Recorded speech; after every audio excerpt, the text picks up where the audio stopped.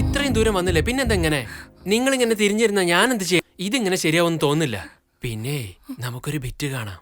അപ്പൊ ഓട്ടോമാറ്റിക് ആയിട്ട് എല്ലാം ശരിയായിക്കോളും. അതിലെന്താ ഉള്ളത്? ആദ്യം നോക്കിയല്ലേ മനസ്സിലാവൂ. ഒന്ന് തിരിഞ്ഞു നോക്കുന്നേ, കുറച്ച് ലൈറ്റ് ആയിട്ട്.